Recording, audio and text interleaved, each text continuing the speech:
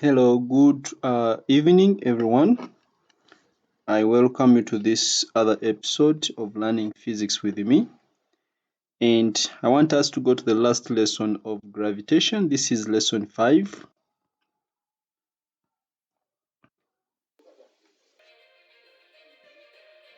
So don't hesitate to subscribe.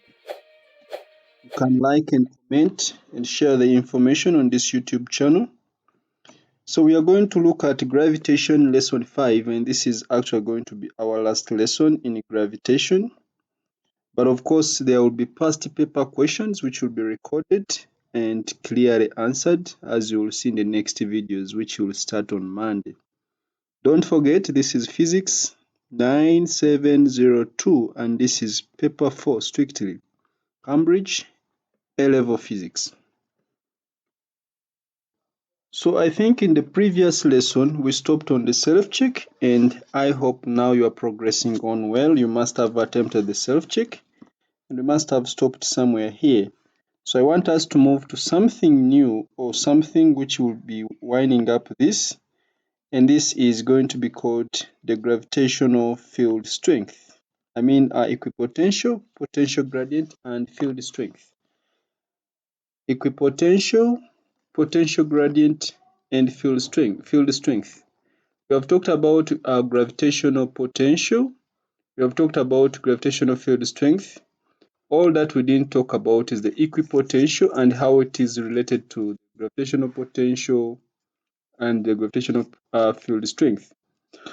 So when you hear the word equipotential, the first thing to come into your mind, equi is coming from equal.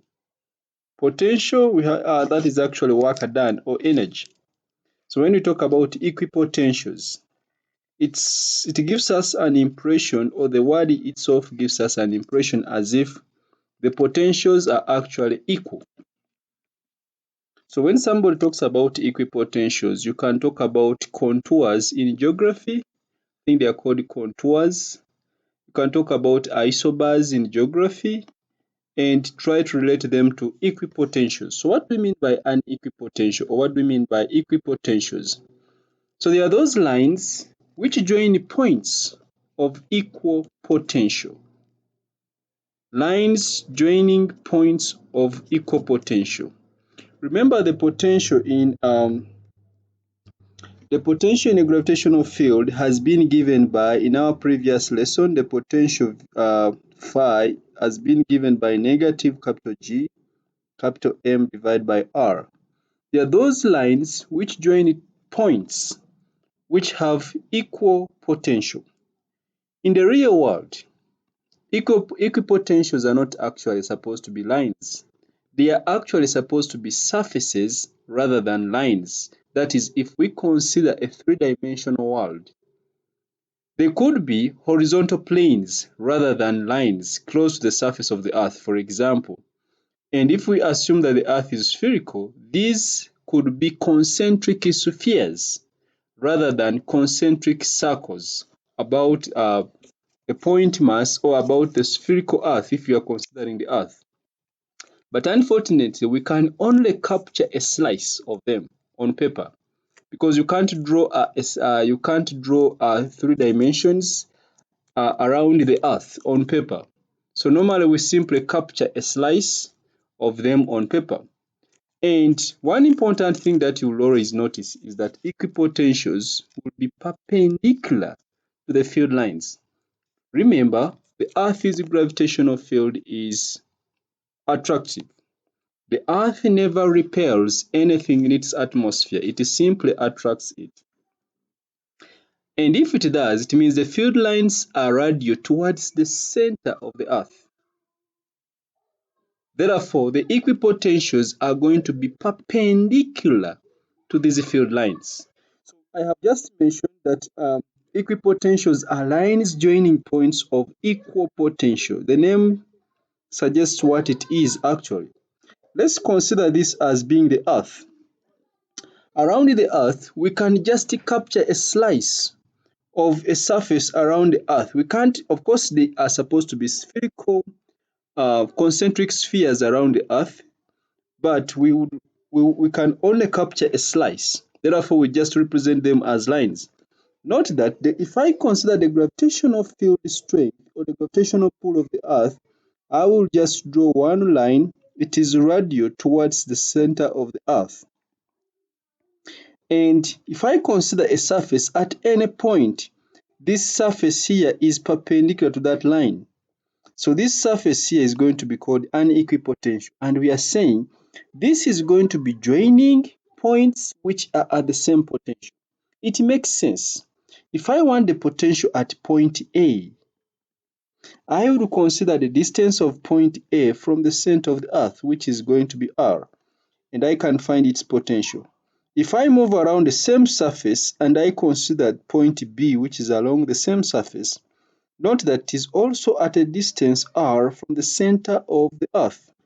That means point A and point B are at the same potential.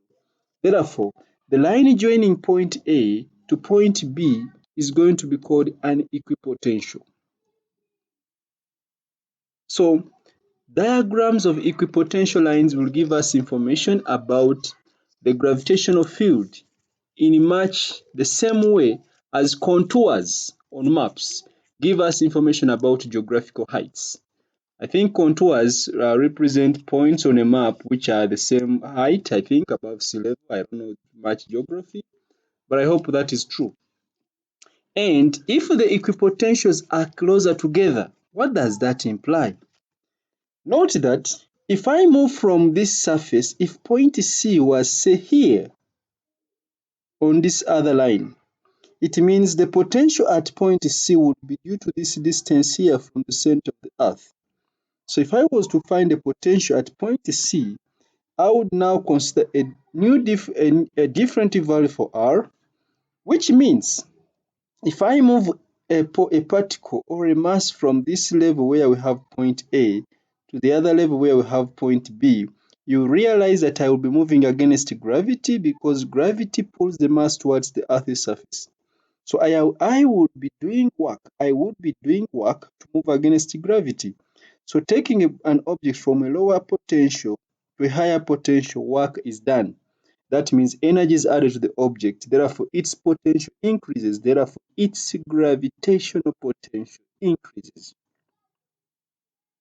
And if to move from A to B requires that amount of energy, from A to C, then how about if D is on this potential here? To move from A to D would require a small amount of energy because there will be a small change in height. To move from A to C would require more amount of energy because there is a greater change in distance. Therefore, if equipotentials are close together, a lot of work must be done over a largely short distance to move a mass from one point to another point against the field. That is, the field is very strong. Hence, every time we draw equipotentials around a point or spherical mass, the equipotential surfaces get further and further apart as the field strength decreases with the distance. So if I was to draw a fourth potential here, I would draw a line which is extremely far away from the next line here, because I know that as I move away, the force of gravity or the gravitational field strength weakens. Therefore, the change in potential here is going to be relatively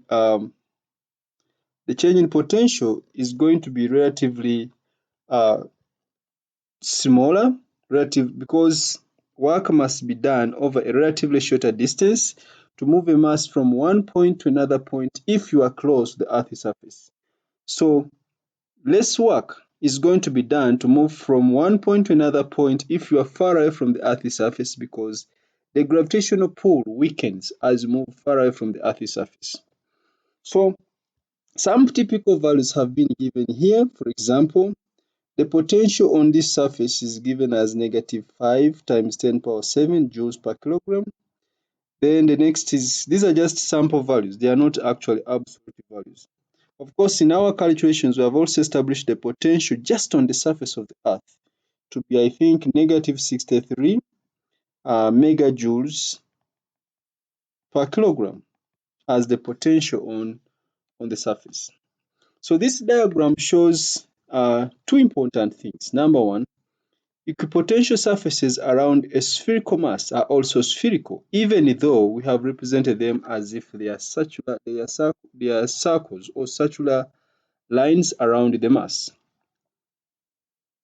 Equipotential surfaces around a spherical mass are also spherical.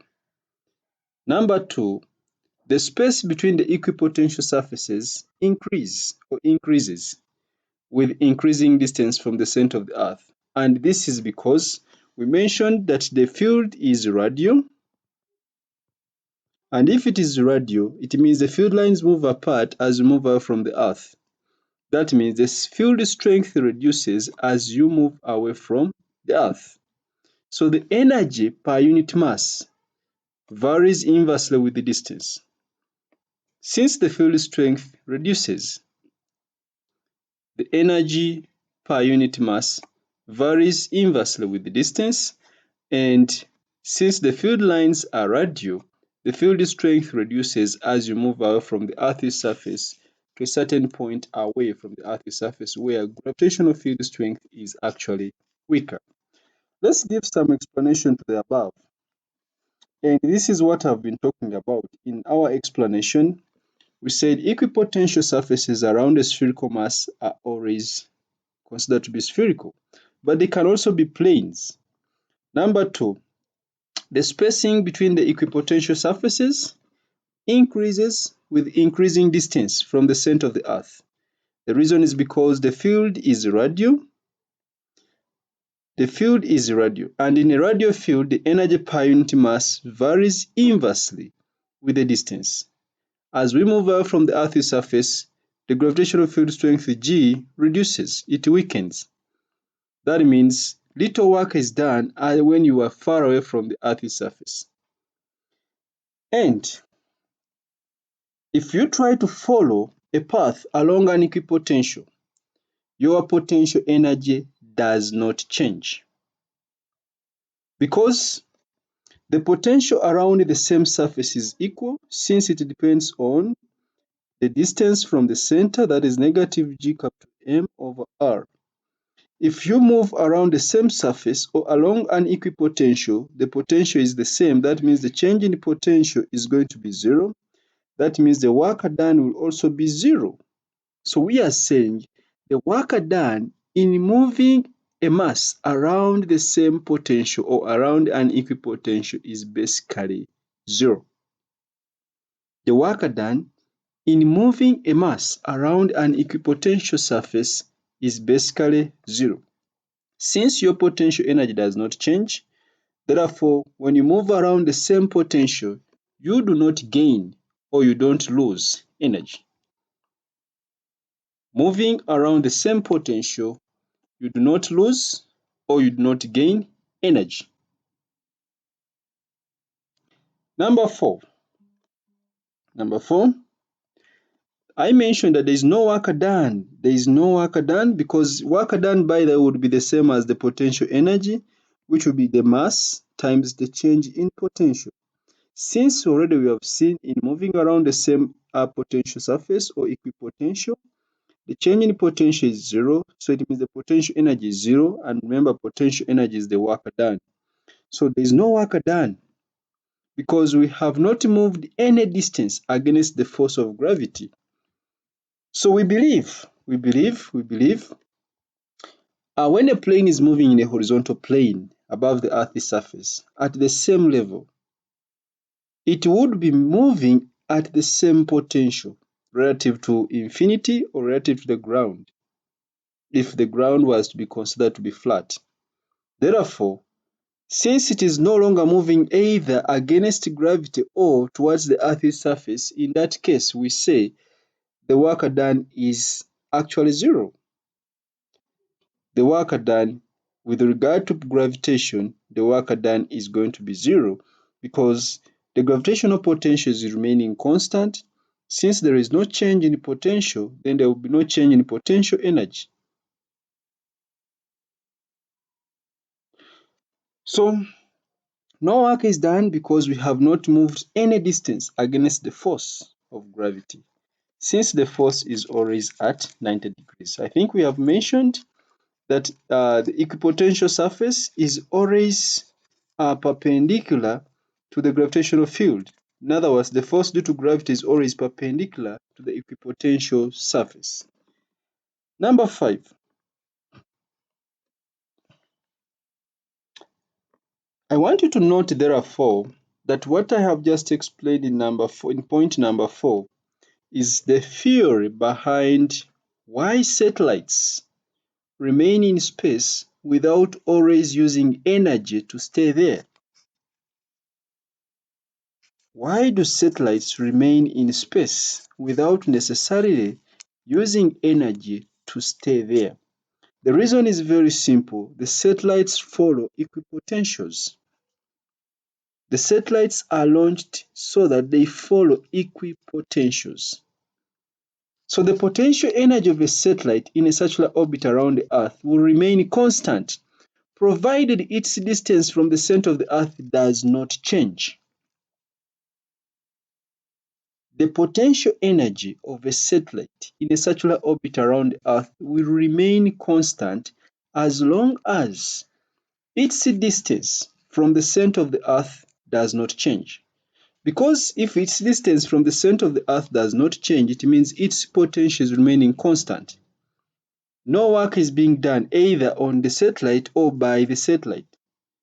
But if we want to move the satellite to a higher orbit or to a lower orbit, then to a higher orbit, the satellite must gain energy because it is moving towards a point where energy is greater. Remember, energy was greater at infinity.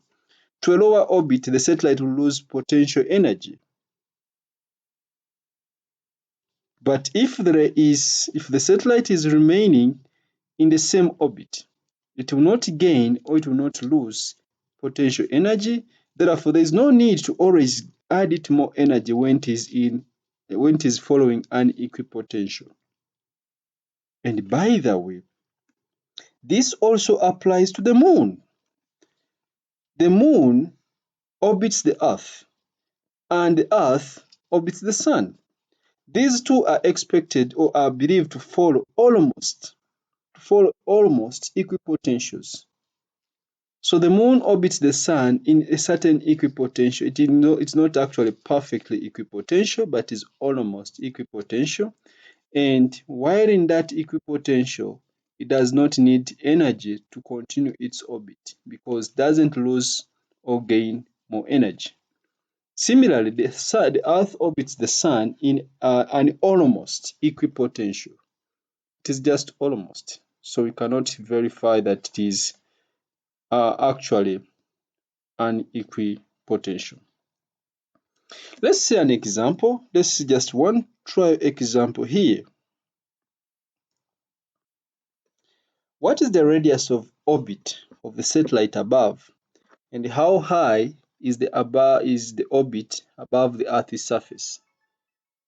What is the radius of the satellite above, and how high is the orbit above the Earth's surface? Now, which satellite are we talking about here?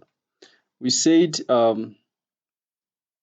that theory behind why satellites can remain in space without always using energy to stay there, it's because they follow equipotentials. They follow equipotentials. So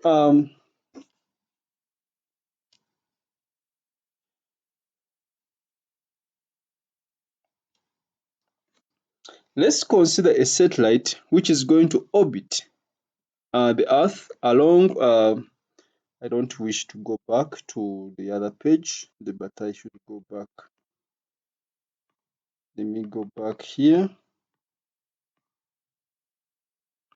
So we are going to consider a satellite orbiting the Earth along the negative 4.0 times 10 power 7 joules equipotential. This does zero work, of course, if it is orbiting along this height here. So if it is orbiting along this equipotential, it does zero work. Zero work is done.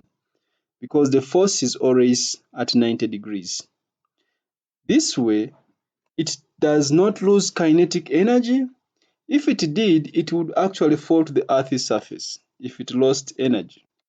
But then, what is the radius of orbit of the satellite, of this satellite, if it is orbiting along this? We are considering it orbiting along negative 4.0 times 10 power 7 joules per kilogram equipotential. How high is the orbit above the Earth's surface? In other words, what is the distance of this orbit from the surface of the Earth? That is now going to be our question. So I will use this same space for the solution rather than the other slide. So the potential is given by negative G capital M over R. Remember, the negative is not optional. Here, the negative is compulsory. So I will find the radius of orbit. The radius of orbit considering this equipotential, the radius will be equal to negative G M divided by phi.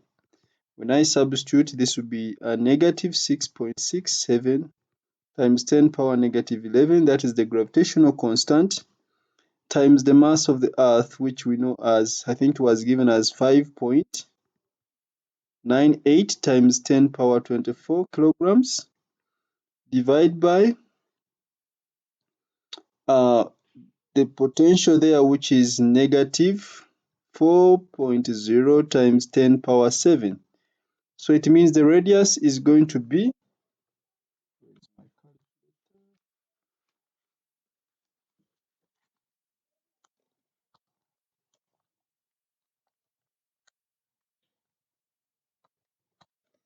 so the radius of orbit is going to be 9.97 times 10 power 6 meters. So that is the radius of orbit. But then the question was asking us to find how high is the orbit above the Earth's surface. We want the height above the Earth's surface. Of course, the height is going to be the radius of orbit minus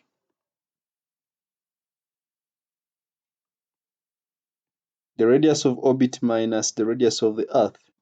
So this will be 9.97 times 10 power 6 minus 6.4 times 10 power 6. This is the radius of the Earth.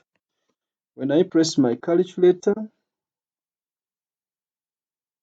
I think this was given as 6.37 in the question. When I press the calculator, 9.97 minus 6.37, this is giving me 3.6 times 10 power 6 meters as the height. So if we want a satellite to move in this equipotential here, then the satellite should be launched at a height of 3.6 times 10 power 6 meters above the Earth's surface. And I think that is a simple example. So for a satellite to move from an orbit where the potential is negative 4.0 times 10 power 7 to one where the potential is, say, negative 3.0 times 10 power 7, it will need to gain energy. The question will be, how much energy will it gain?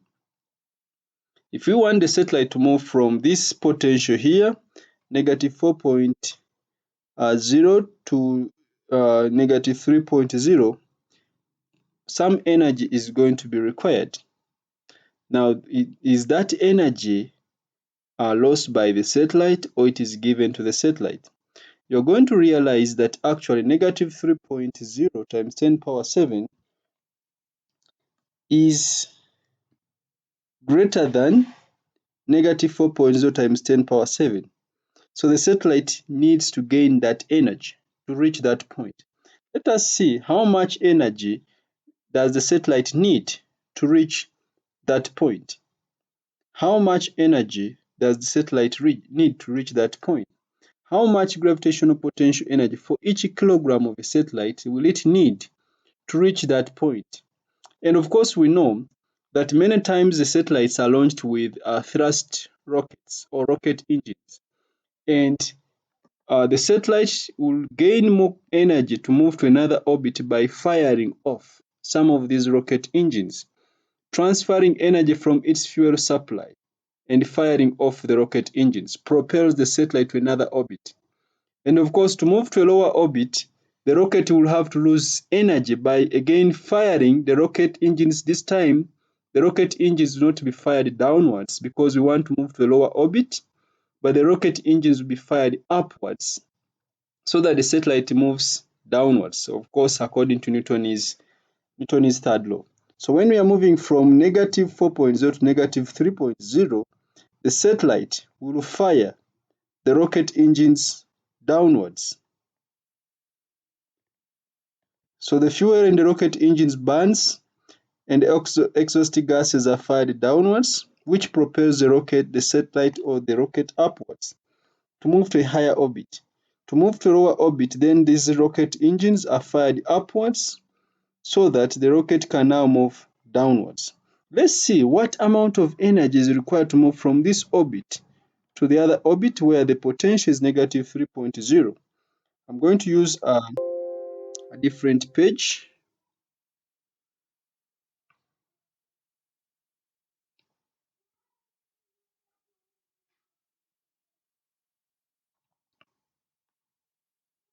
So we have seen all this explanation, and we were working out this try example here, and we have been able to come up with this how high. We have found the how high, that is the height above the Earth's surface, and we have found the radius of orbit.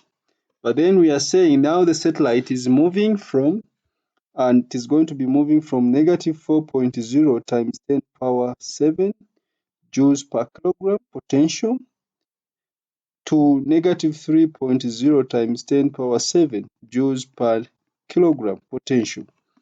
So how much energy is required for the satellite to move from one level to another level? That is our point of discussion now. Let's try to roughly obtain the amount of energy. This is a different potential, this is a different potential. So all we need is, first of all, the potential difference or difference in potential. So the difference in potential is going to be equal to negative 3.0 times 10 power 7 minus negative 4.0 times 10 power 7, which gives us this gives us 1.0 times 10 power 7 joules per kilogram.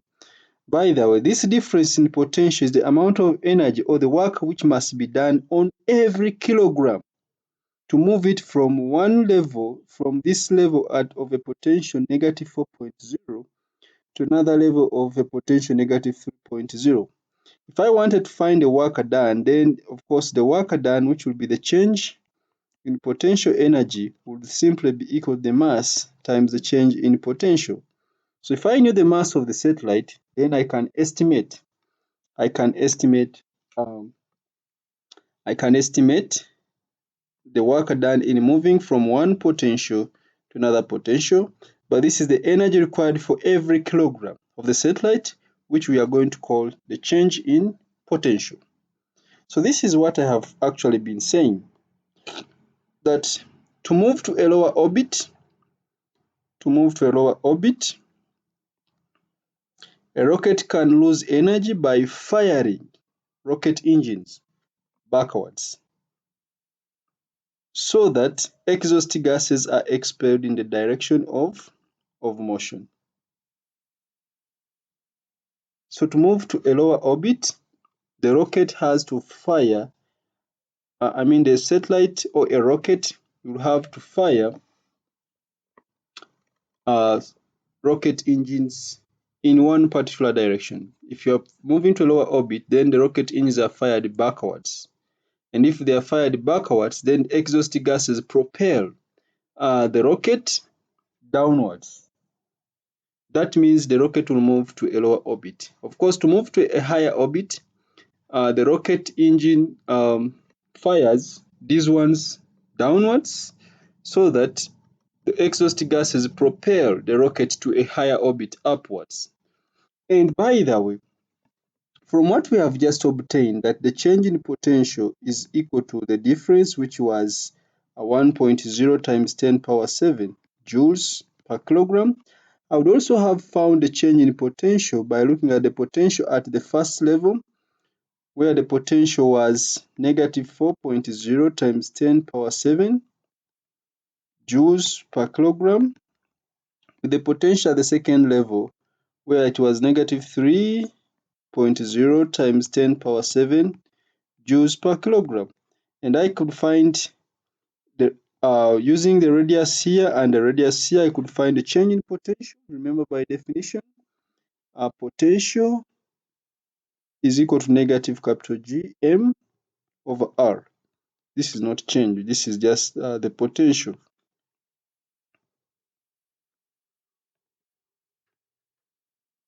So the potential is equal to that. So the change in potential will now be the potential at this at a higher level.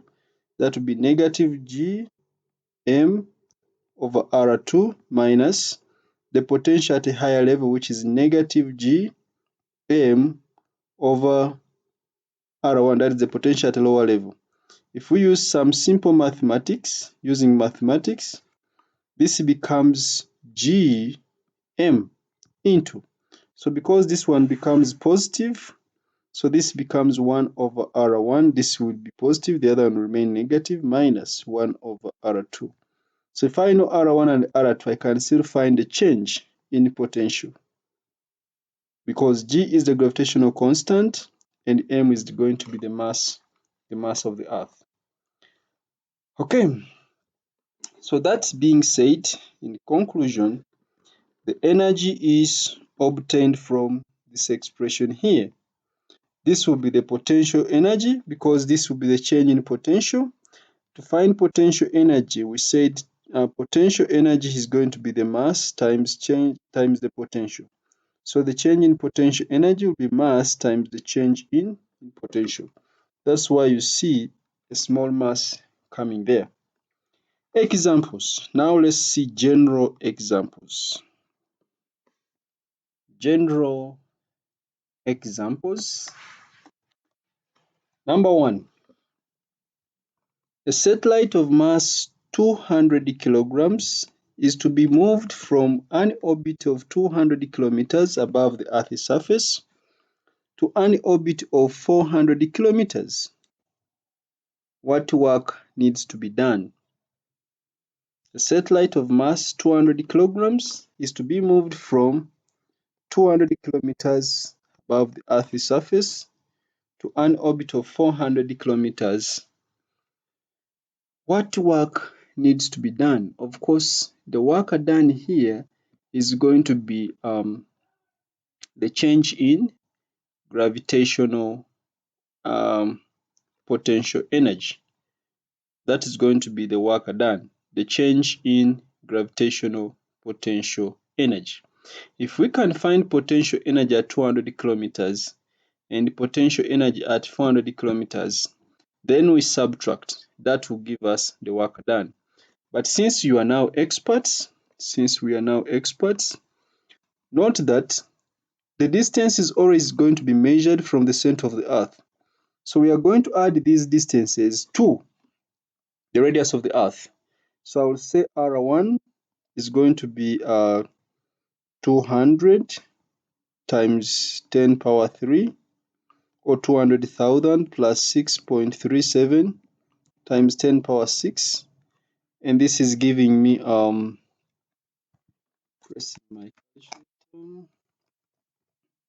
so this is giving me 6.57 times 10 power 6 meters. I'll find R2 also. R2 will be 400 times 10 power 3 plus 6.37 times 10 power 6. And this is giving me, I'll just change this digit.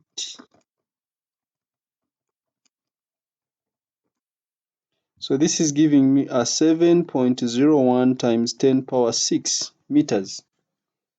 Those are the distances we are going to consider. And remember, work done is going to be equal to the change in potential energy, which change in potential energy will be equal to the mass times the change in potential.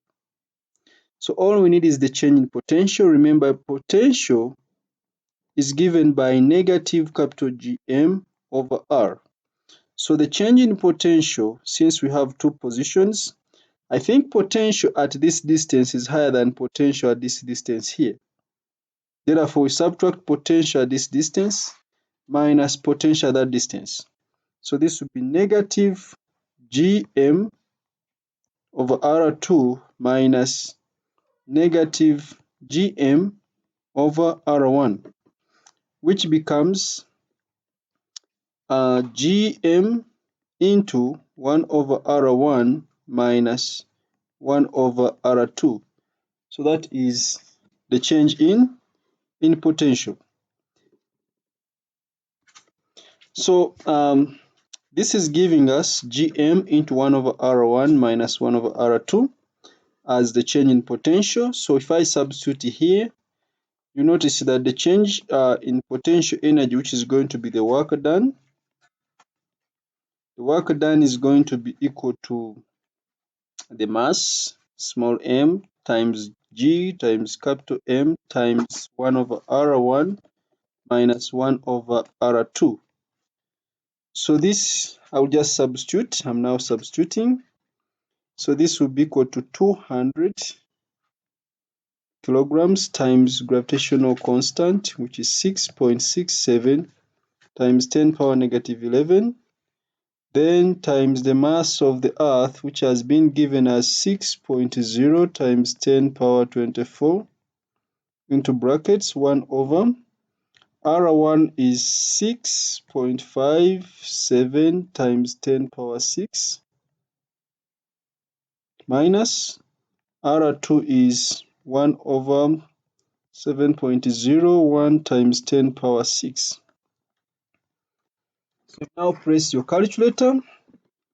As a mathematician, this one you press it once. So 200 times 6.67 exponent negative 11 times 6.0 exponent 24 into brackets 1 over 6.757 exponent 6 minus 1 over 7.01 exponent 6.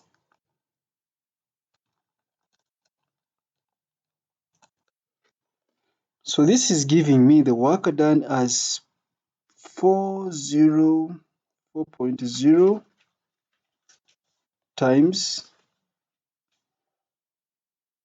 10 power 8 joules. So we could, of course, the work done will be positive. The change in potential is also positive. The potentials themselves are negative, but the changes in the potential will also be positive. The change in the potentials will be positive when you subtract. Alternatively, if you are poor at mathematics, you could first of all find R1. Using R1, you find the potential energy for R1.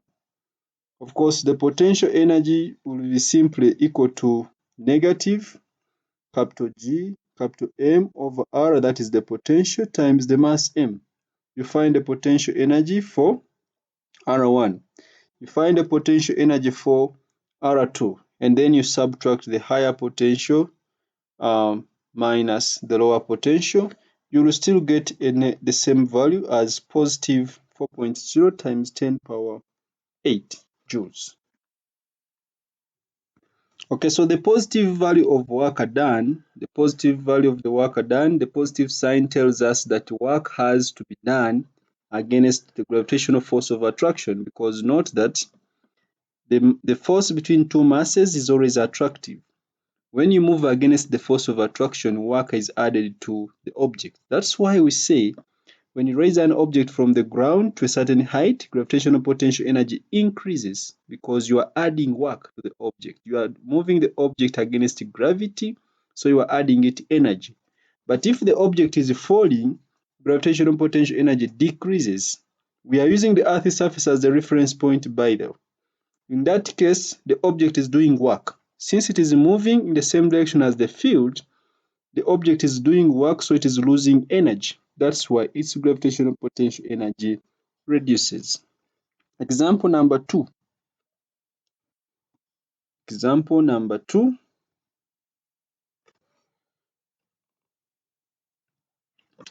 Some deep space cosmonauts land on a small planet. They know that the mass of their craft is 500 times 10 power 3 kilograms, and that to stop they had to use 6.0 times 10 power 11 joules of energy. They also worked out that the radius of the planet is 1,500 kilometers. Number 1, explain why the potential energy is negative 6.0 times 10 power 11 joules. Why is the sign negative? Why is the sign negative? Explain why the potential energy is negative 6.0 times 10 power 11 joules to stop. Why is the sign negative? So basically, why do we have a negative potential energy? So if they had to use 6.0 times 10 power 11 joules to stop, then it means they would have gained 6.0 times 10 power 11 joules as kinetic energy. And this also implies that the kinetic energy would have come from the potential energy, which would be negative 6.0 times 10 power 11 joules. So I am saying, because they told you to explain why the potential energy is negative this. They say they had to use 6.0 times 10 power 11 joules of energy to stop. So I am saying if they had to use this 6.0 times 10 power 11 energy joules to stop, then they would have gained 6.0 times 10 power 11 joules of kinetic energy. And this kinetic energy would have come from the potential energy, which would be negative 6.0 times 10 power 11 joules. Why is the sign negative? What does the minus sign indicate? The negative sign indicates that the work has been got out of. The work has been got out of, or out. The work has been given out while approaching the planet. Of course, it makes sense that when you move towards a planet, you are moving in the same direction as the gravitational field. So your body loses energy. That's why the gravitational potential energy decreases. Note that at infinity it is maximum and zero. So elsewhere it should be minimum or less than zero, so it should be negative. So the minus sign indicates that work has been got out of the system or out of the object or out of the cosmonauts while approaching the planet. If they were moving towards infinity, then it means they would be gaining energy and work would be added to the system, or the work would be added to the cosmonauts themselves. Okay, so the minus sign is indicating that work has been got out while approaching the planet. So what is the mass? What is the mass of the planet? So they have given us the mass of the craft as being 500 times 10 power 3 kilograms. And the radius of the planet where they are going is 1,500 kilometers. What is the mass of the planet? The potential energy, of course, they had to stop. To stop, they had to use this amount of energy. That means the potential energy just on the planet is going to be negative 6.0 times 10 power 11 joules. Therefore, let's try to use a simple expression for potential energy. So we are in part B. Potential energy is going to be mass times the potential at that point. And this is going to be negative m, capital G m over r, which has been given as negative 6.0 times 10 power 11. The radius of the planet is known. The mass of the small m is known. The capital M is, we are considering, okay, we are going to find capital M. So just make capital M the subject. Negative has cancelled out. So capital M is going to be equal to 6.0 times 10 power 11 times R. I'm cross multiplying. R is 1500 times 10 power 3. Then divide by small m. Small m is 5.00 times, no, it is 500 times 10 power 3. Then times capital G, which is 6.67 times 10 power negative 11. I've made capital M the subject, so I'm pressing my calculator.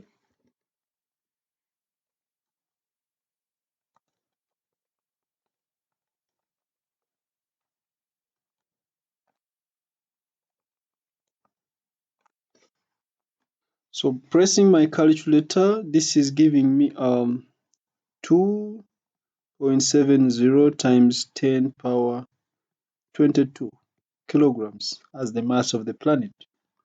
And what's the density? That is part C. Of course, density is easy. Density is given as mass over volume.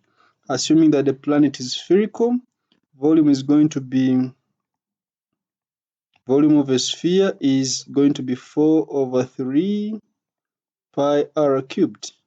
So when I substitute here, the 3 will go up. So it means the density is going to be equal to 3 times the mass of the planet. By that, this will be capital M because I'm looking at the planet. Divide by 4 pi r cubed. I'll substitute direct.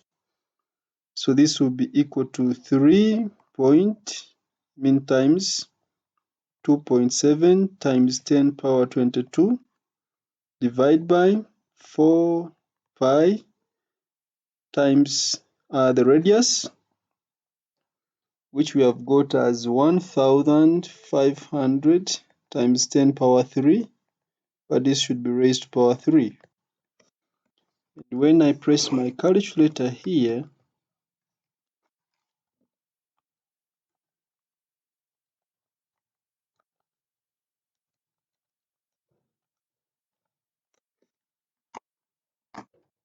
so pressing my calculator is giving me a 1900 kilograms per meters cubed. You can always verify this answer. It may not be exactly correct. Okay, so that is example number 2. Example number 3. Example number 3. A communication satellite is to be placed in a circular geostationary orbit. At this point, we know what we mean by geostationary. What must its height and speed be? What must its height and speed be? The planet Mars has a distance. Actually, I think these are 2 questions in one. I don't know how I typed this. The planet Mars has a diameter of 6,600 kilometers. The satellite is in orbit 5,000 kilometers above the planet's surface, traveling at a speed of this. How long does it take to orbit? What is the centripetal acceleration at this speed? and calculate the acceleration due to gravity at this distance. Give your answer to an appropriate number of significant figures. I'll begin with this part of the question here. Let me call it Roman 1, and I'll call this one Roman 2.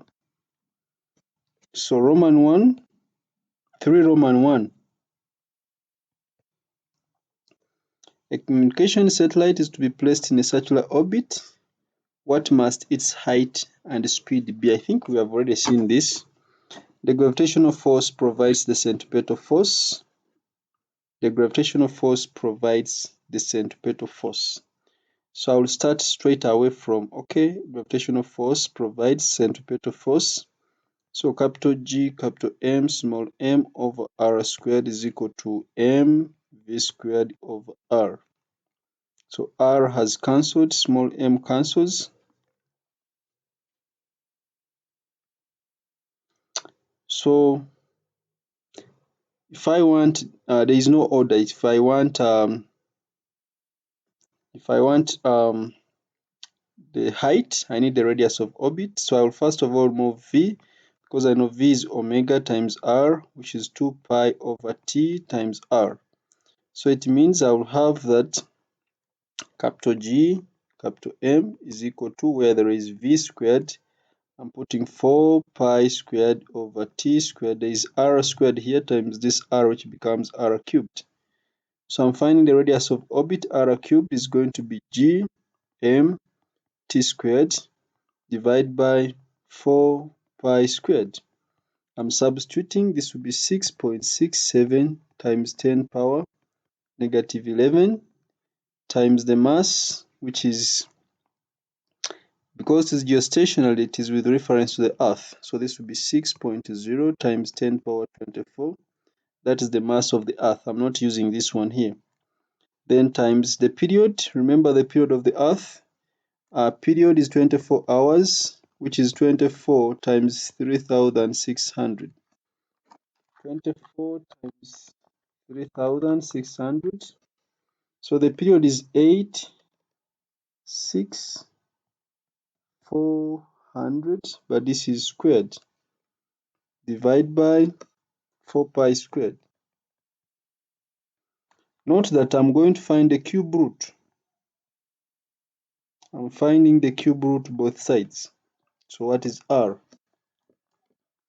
I'm pressing my calculator, simplifying and finding the cube root.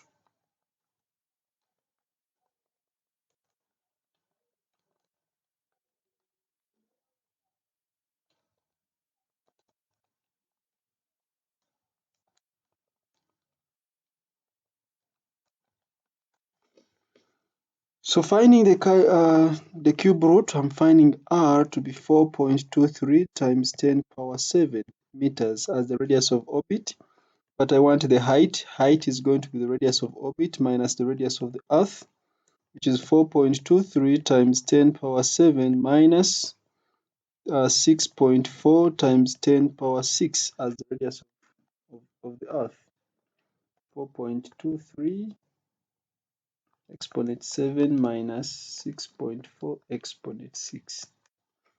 So this is giving me approximately 3.6 times 10 power 367 meters. So that is the height. Then the speed I will just quote from somewhere here, or I can use this expression here, v is equal to pi over t times r. So for the speed, I will simply say v is equal to 2 pi over t, which t is 86,400, then times r, which radius of orbit is 4.2, 3 times 10 power 7. Pressing the calculator.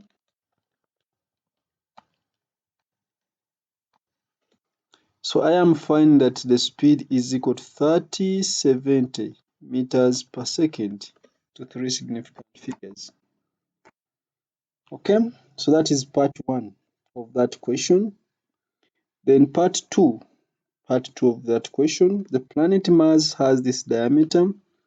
The satellite is in orbit 500 kilometers above the planet's surface.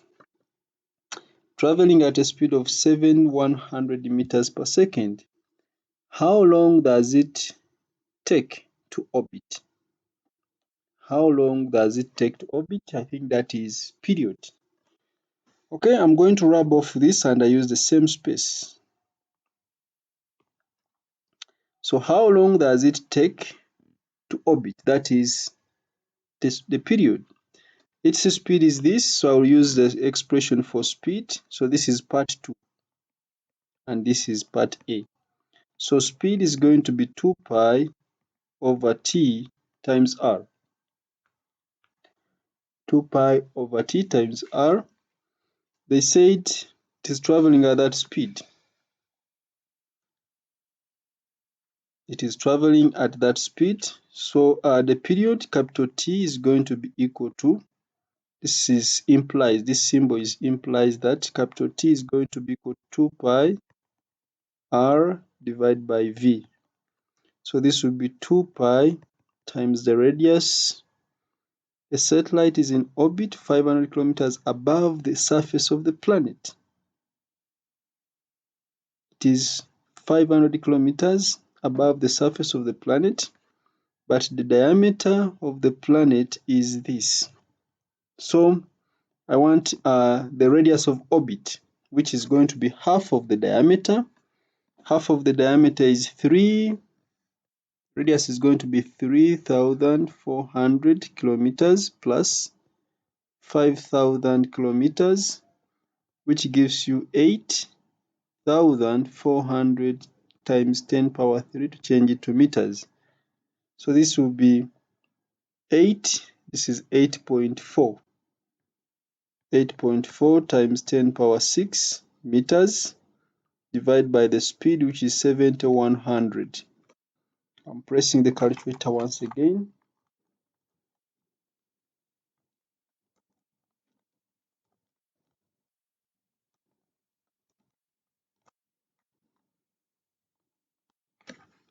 So this is giving me 74.34 seconds as the period. Part B, calculate what is the centripetal acceleration. I think that is easy. Centripetal acceleration is v squared over r. And this is going to be v is 7,100 squared divided by the radius of orbit, which is 8.4 times 10 power 6.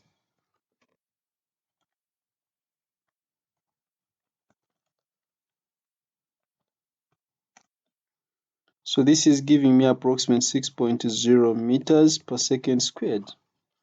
Calculate the acceleration due to gravity at this distance. That is the gravitational field strength G, small g. So part C, calculate small g, which is equal to capital G times m over r squared, which is going to be equal to 6.67 times 10 power negative 11 times the mass, which has been given as 6.42 times 10 power 23 divided by the radius of orbit, which is 8.4 times 10 power 6, and this should be squared. Answer.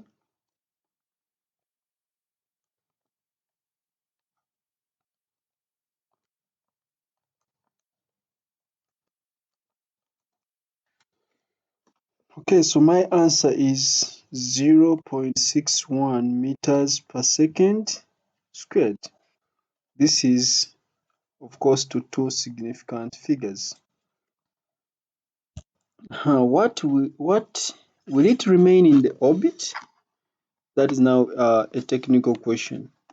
Will it remain in that orbit? Note that there is a centripetal acceleration of 6.0 times 10 power 6.0 times 10 power, sorry, 6.0, let me check it again, 7,100 squared divided by 8.4 exponent 6. There's a centripetal acceleration of 6.0 meters per second squared, meaning that there's a centripetal force acting on every unit mass. So to be in a given orbit, the centripetal force, the centripetal force per unit mass would need to be equal to the gravitational force per unit mass. Note that centripetal centripetal force is equal to mass times centripetal acceleration. That means the centripetal force per unit mass is the same as the acceleration. In other words, centripetal acceleration is the force acting per unit mass, the centripetal force per unit mass.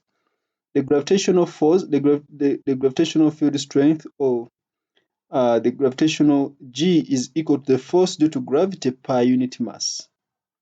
Note that the force due to gravity is supposed to be the same as the centripetal force. Therefore, the centripetal acceleration should be, for the same mass, the centripetal acceleration should be the same as the gravitational field strength. So the question is, will it remain in orbit? Not at all. I am saying for the explanation, to be in a given orbit, the centripetal force per unit mass, which is going to be the centripetal acceleration, need to be equal to the gravitational force per unit mass. Since the centripetal force is actually greater, because you see the centripetal acceleration is greater. Since the centripetal force is greater than the gravitational force, the satellite will actually just move to a higher orbit. Since the centripetal force is greater than the gravitational force, the object will just move to a higher orbit.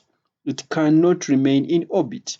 To remain in orbit, the centripetal force should be equal to the gravitational force, meaning that the centripetal force per unit mass, which is the acceleration, centripetal acceleration, should be equal to the gravitational force per unit mass, which is the gravitational field strength, or the acceleration due to gravity.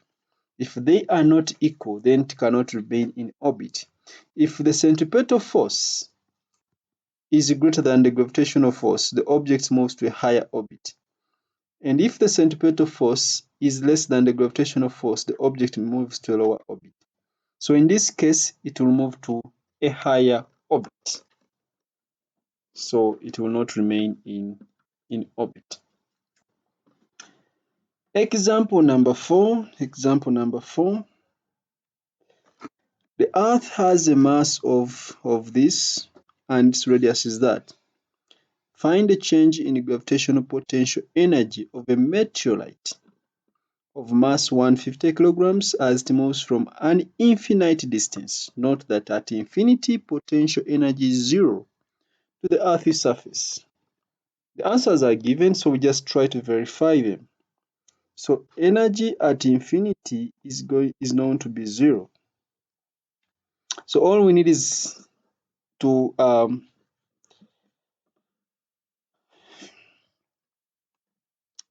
find the change in gravitational potential energy. So we shall get energy at infinity and energy at the surface. So the change in gravitational potential energy is going to be equal to the mass times the change in potential. Remember, potential at infinity is zero. Potential at infinity is zero. And also remember that potential is equal to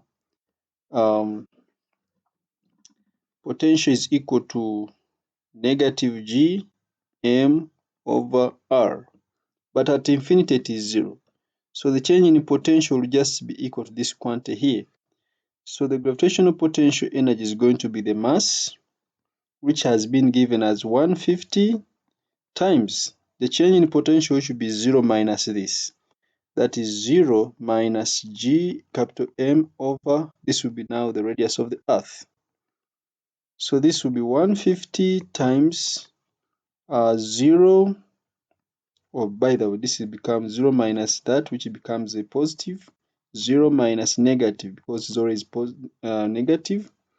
So this is going to give us 6.67 times 10 power negative 11. The mass of the Earth is 6.0 times 10 power 24. divided by the radius of the Earth, which is 6.4 times 10 power 6. And this gives us the change in gravitational potential energy. I can check by the calculator, but I think. Hello? Happy day.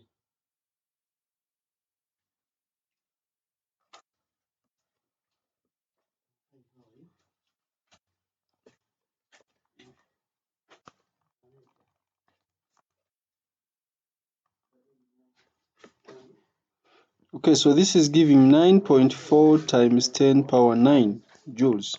So me, I'm getting a positive because I'm moving from infinity. Actually, I've subtracted that infinity minus, I've subtracted the highest minus the lowest. But now that we are moving from infinity to a lower point, I think the change is supposed to be negative. It is the other way around.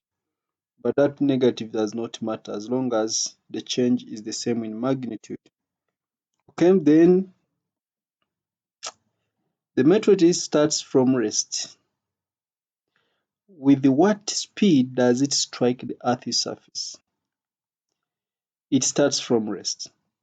So it means the loss in potential energy or the change in gravitational potential energy should become the kinetic energy. So I'll simply say a half mv squared is going to be equal to 9.4 times 10 power 9. Of course, I don't need the negative here. So the speed is going to be equal to the square root of 2 times 9.4 times 10 power 9 divided by the mass, which mass is 150.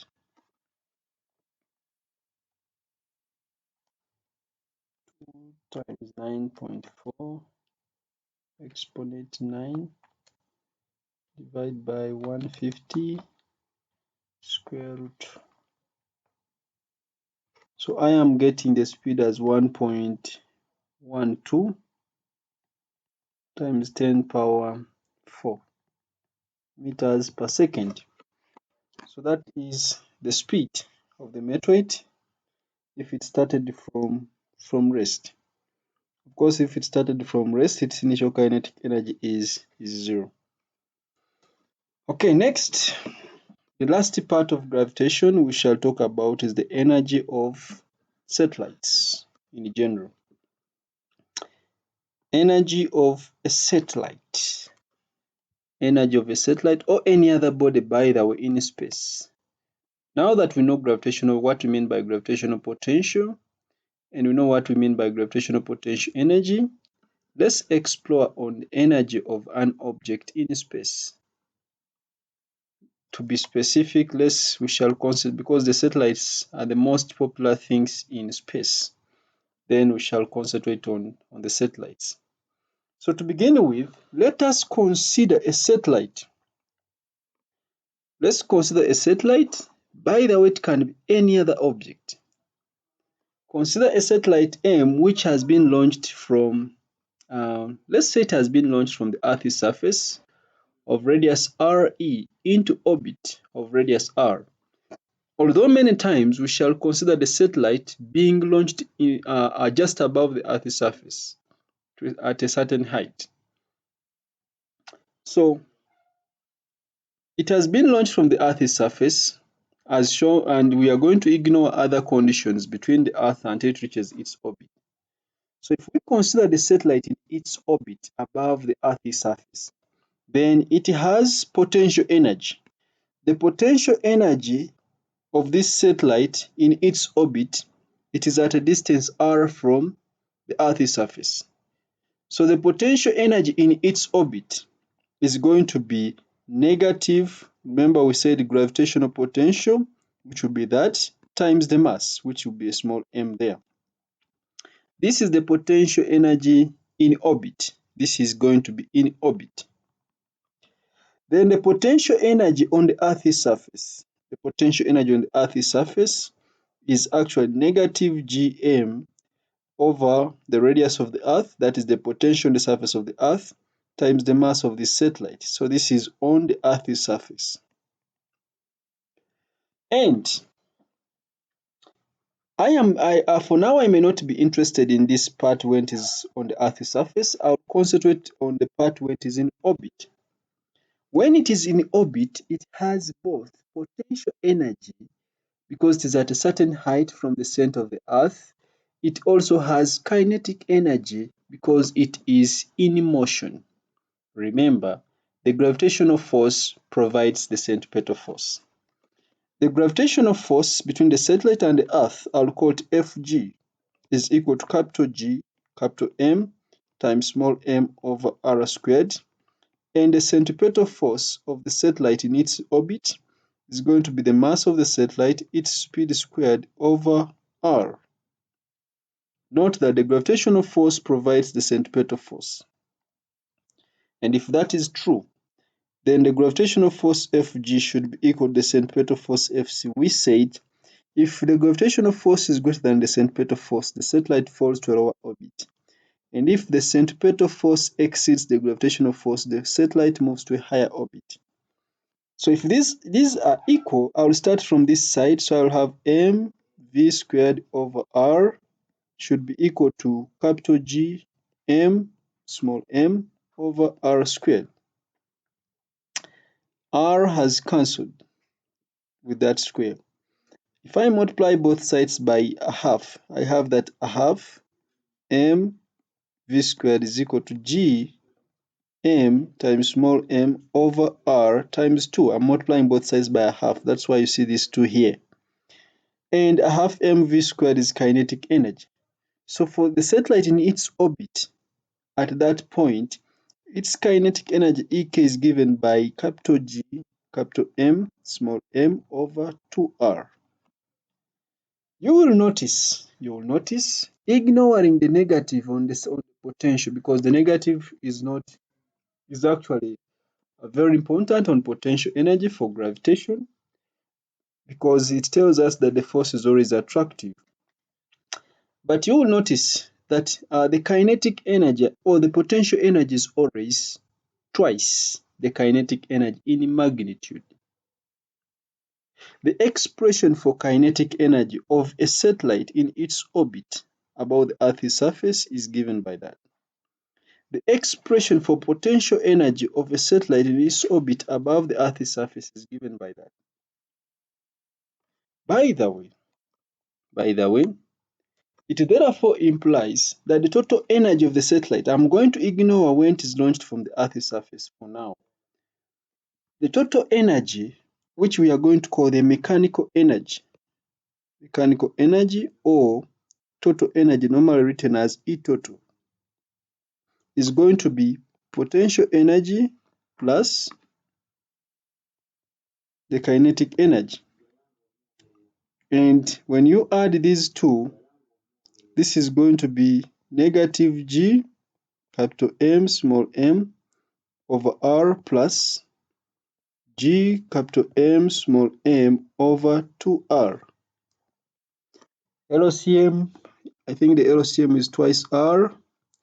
Twice R, by that you get negative 2 GMM plus GM small m. When you sum up those two, you get negative GMM over 2R. Because this is negative 2 GMM plus GMM, you get negative GMM. Because this is negative 2 plus 1, which is here, it becomes negative 1. So this is going to be the total energy of a satellite in its orbit. The total energy of the satellite in its orbit is given by that expression. The total energy of the satellite in its orbit is given by that expression. Now, there are a few things that we need to point out. By the way, for any object in space, if it is moving, it has both potential energy and it has kinetic energy. I have ignored the energy it gains when it is launched from the Earth's surface, because many times the examiner ignores it. But of course, if it is launched from the Earth's surface, it gains potential energy as it moves to from this surface, this level to this level here. Therefore, the gain in potential energy will actually be the difference between the potential energy here and the potential energy on the surface. It is that gain that will be added to the kinetic energy. But ignoring that and considering it only when it is in orbit, it has this as its kinetic energy, it has this as its potential energy, so this will be its total energy. There are a few things that we need to note. There are a few things that we need to note. Points to note. Number one, due to friction of the Earth, due to friction of the Earth's atmosphere, the radius of the orbit reduces. Remember the satellite, as it moves in its orbit, it has to do work against the frictional drag of the Earth's atmosphere. So if the radius reduces, when this becomes smaller, it means this becomes a bigger negative number. A bigger negative number is small, which means the potential energy reduces. I repeat this. When the radius reduces, when this denominator becomes smaller, the radius reduces. It means the whole of this becomes, in magnitude, this becomes bigger, but it is negative. And remember, negative 10 is smaller than negative 2. Therefore, the potential energy reduces. And it is even makes sense because its potential energy is greater when it is far away, when it is at infinity. Number two,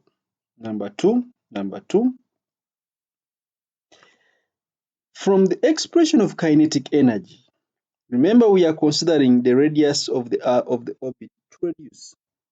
Note that kinetic energy is positive. When r becomes smaller, this magnitude increases. It becomes bigger. Because it is positive, then the kinetic energy increases. And because kinetic energy is a half mv squared and it has increased, it means the speed also increases. So as the orbit reduces, the orbital radius reduces, the satellite moves faster. So a satellite closer to the Earth's surface must be moving faster. Its speed or velocity increases. Number three, since potential energy is twice kinetic energy, but we have seen potential energy reduces when the radius reduces. Yet, even though kinetic energy increases, but potential energy is twice kinetic energy, it means the mechanical energy reduces. Alternatively, you can look at the total energy or the total mechanical energy. E total was equal to negative G, capital M, small m, over twice R. If R reduces, the whole of this magnitude increases, but it is a negative. So it does what? It reduces. Because a bigger negative number is smaller than a small negative number. When R reduces, this magnitude alone reduces because when you divide this by a smaller number, it becomes a bigger value. But because of the negative, we say the total mechanical energy or the total energy reduces. And we are saying if there are no precautions taken, if no precautions are taken, this satellite will simply burn out due to heat which is produced by friction. So several precautions have to be taken for this satellite. If there are no precautions taken, then the satellite will simply burn out due to the friction, due to heat which is caused by friction. And from these expressions, kinetic energy, potential energy, and mechanical energy, a graph of energy against distance from the Earth's center can be sketched. By now you should have noticed, 1. Potential energy is negative, will be below the x-axis. Total mechanical energy or total energy is negative, it will also be below the x-axis. The potential energy and the mechanical energy are the same in magnitude because mechanical energy, which was total, was also negative G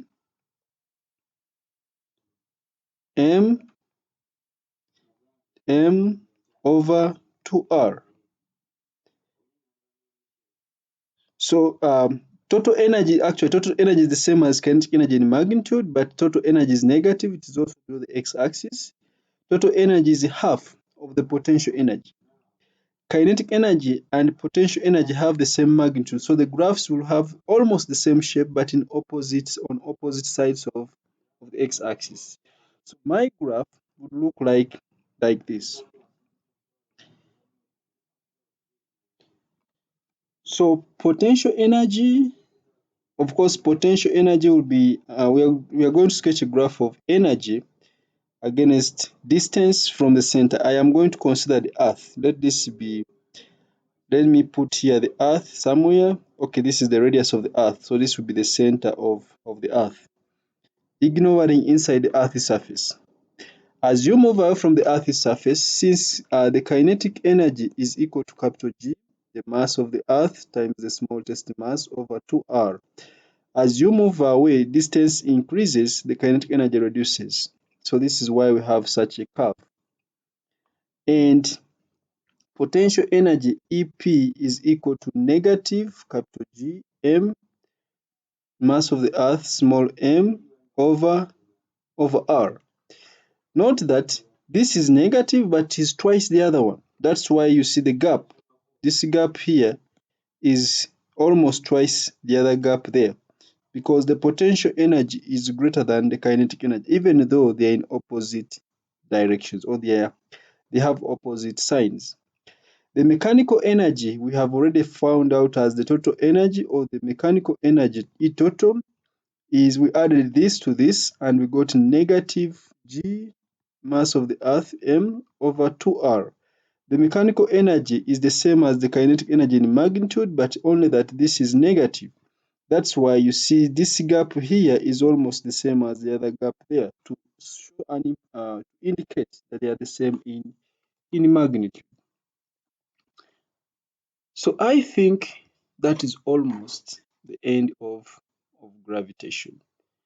All that is remaining is doing further examples. Let's do further more examples and we sign out. Examples number 1. How much work is done by the gravitational field in moving a mass of 2.0 kilograms from infinity? Remember, at infinity, potential is 0, potential energy is 0. To a point A, 0.4 meters from a mass m of 30 kilograms. So here we are assuming that the mass of 30 kilograms is actually the large mass, and the mass of 2 kilograms is actually the smaller mass. So the work done is actually the potential energy, which is going to be equal to negative mgm divided by r. So this is going to be negative 2.0 times 6.67 times 10 power negative 11 times 30 divided by, this is going to be 0.4. I'm pressing my calculator.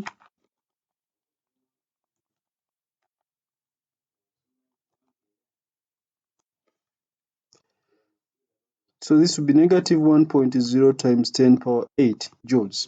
Note that this work would be done by an external force and is going to be actually negative. So the work done by the field is positive and is equal to 1.0 times 10 power 8. Actually, this is negative 8 joules. The field does positive work. The field does positive work, but the work done by an external force is negative, because when you move from infinity towards another mass, you are moving in the direction of the field. So the object loses energy. The work done must be negative. But if you move against the field, the object gains energy. So the work done by the field on the object is going to be positive. I want people to master that. When you move towards the field or in the direction of the field, almost no external force does work. It is energy is removed from the object, so the work done is said to be negative. When you move against the field, or when the object moves against the field, work is done against the field, and that work done is positive. Okay. Number two.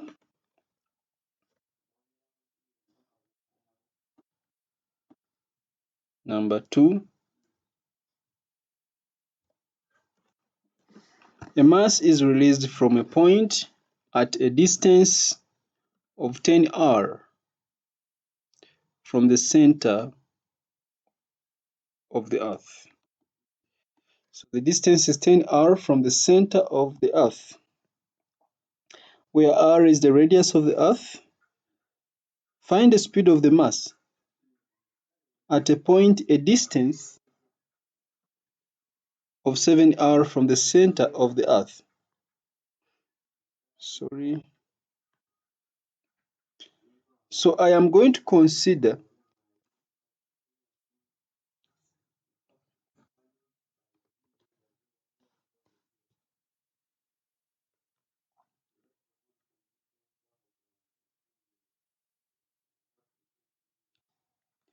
so let that be the Earth, and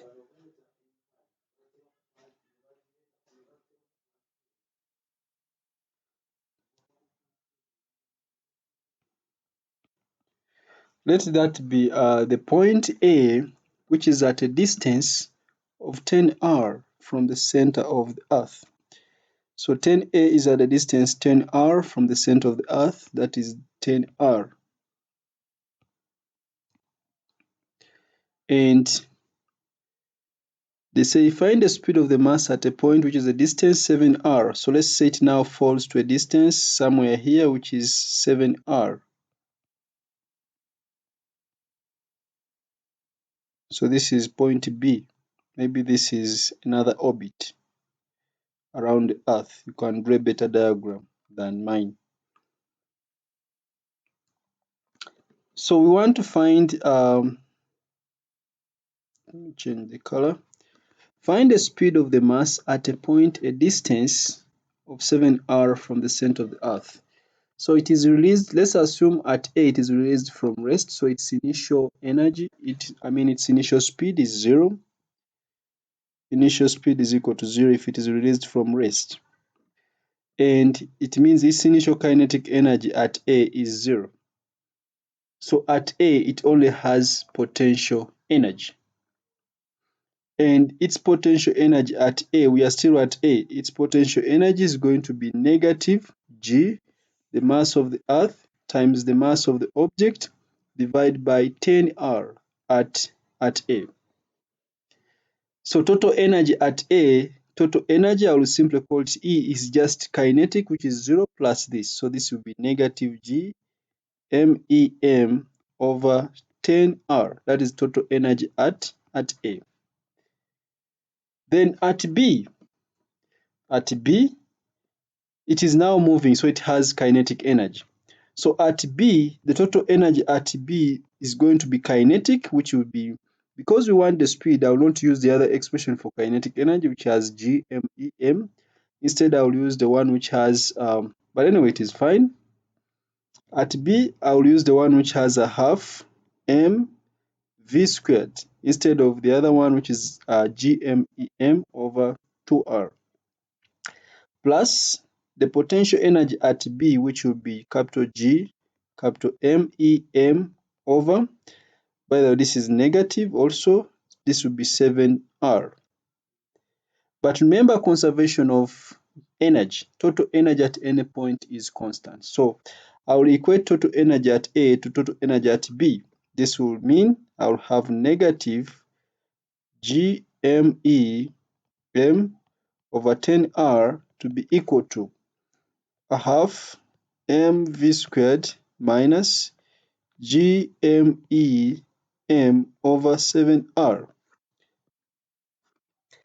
So when I collect like terms, I will take this one across. I'm taking that one across, it becomes positive. And if I factor out, common factor will be GMEM over r into brackets. This one is positive when I take it across, so I will say 1 over 7 minus, this will remain negative, so it is minus 1 over 10. this is going to be equal to a half mv squared, and small m has cancelled. So I remain with the task of just substituting and finding v, substituting and finding v. If I want, I can substitute the values for the radius. If I want, I can substitute the values for the radius of the earth, the mass of the earth, and then I simply find the answer. Alternatively, I could also use a simple expression. I could use a simple expression such as, I know that the gravitational field strength G is equal to capital G, mass of the earth, divided by r squared, because r is the radius of the earth, meaning that, and remember G is approximately 9.81, meaning that whenever I have capital G ME, it will be 9.81 times r squared, where r is the radius of the earth. I'm just reducing the algebra, so I'm substituting here. I'm just substituting, making v the subject, so v is going to be equal to the square root of, there is a 2 here, so this will be 2, where there is GME, I'll put this, times 9.81 r squared over this r squared here, this r here, so that one has cancelled. So v is simply equal to the square root of 2 times 9.81 times 6.4 times 10 power 6. I'm pressing my calculator.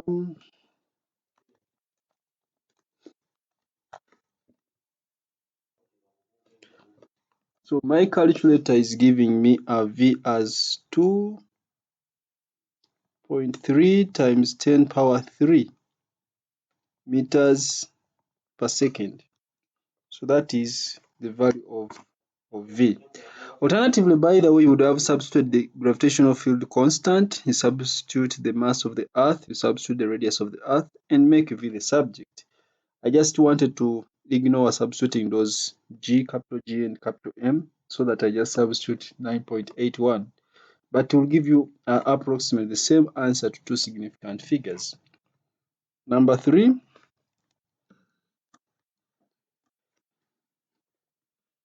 a space satellite of mass 100 kilograms. The mass is 100 kilograms, is launched in a circular orbit at a height of 128,000 kilometers about the surface of the Earth. Find the period of the satellite, calculate the mechanical energy of the satellite, find what would happen if the satellite's speed were halved while it's in orbit. Okay, so first of all, let's find the radius of orbit. We know the radius of the Earth, of course. The radius of the Earth, I will call it R, is 6.4 times 10 power 6 meters. Let's find the radius of orbit. It is at a height of 128,000 kilometers. So we add 6.4 times 10 power 6 plus 1,000. Oh no. It is launched in a circular orbit at a height of 128,000 kilometers above the Earth's surface. That is so big.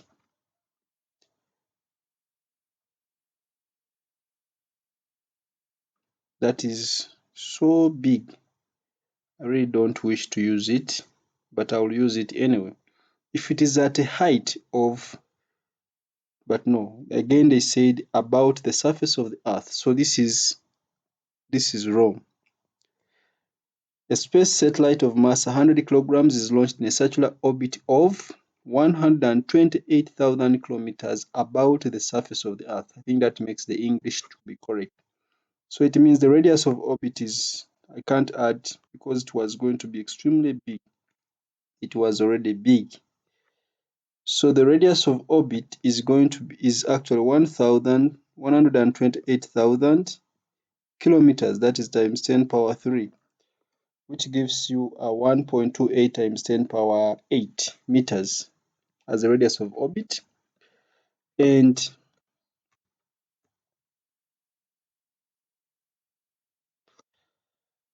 find the period.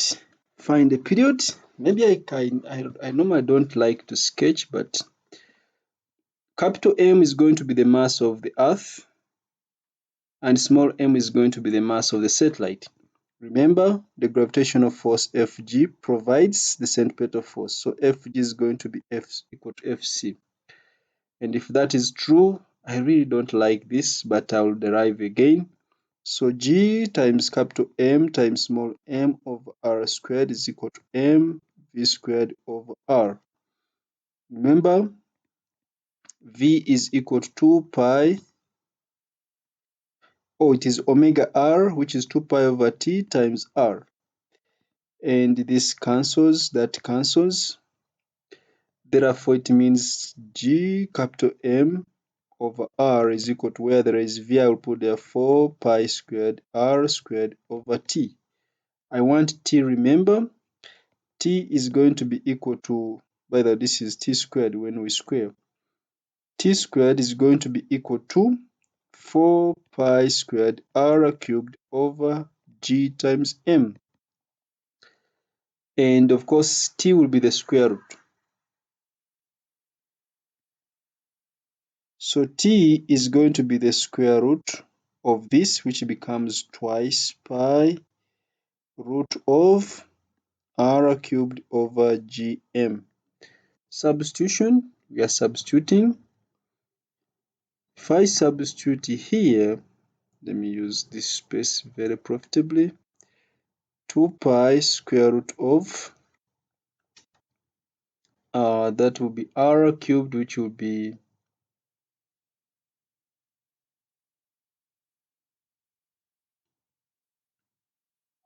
r cubed, which will be 1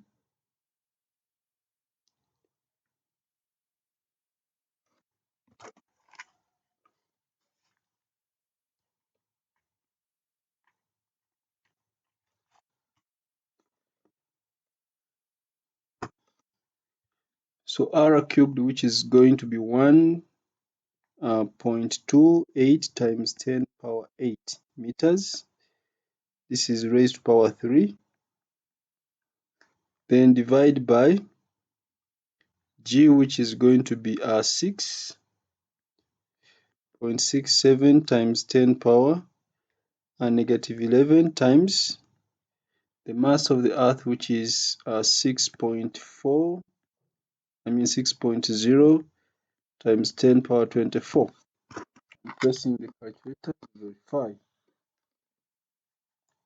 1.28 exponent 8 raised to power 3 divided by 6.67 exponent negative 11, 6.0 exponent 24,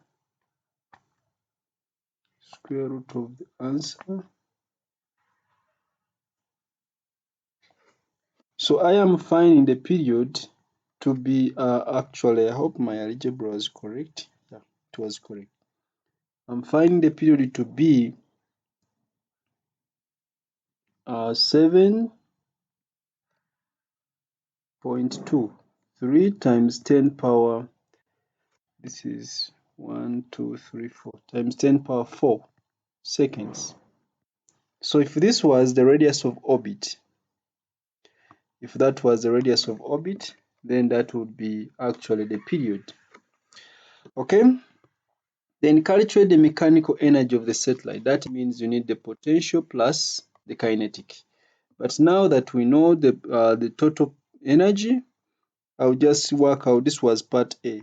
In part B, the mechanical energy is the total energy, which I called E total, which is potential plus kinetic, which will be negative capital G mass of the Earth times m over twice r.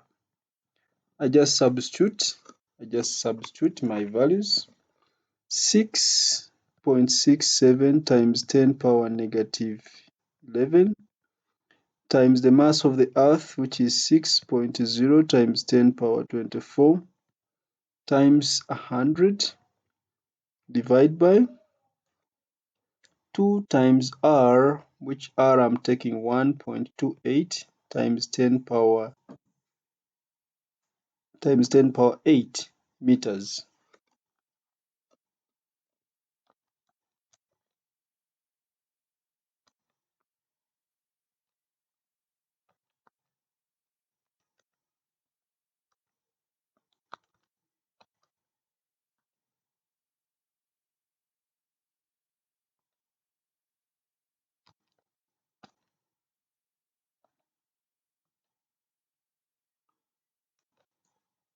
6.67 exponent negative 11 times 6.0 exponent 24 times 100 divide by 2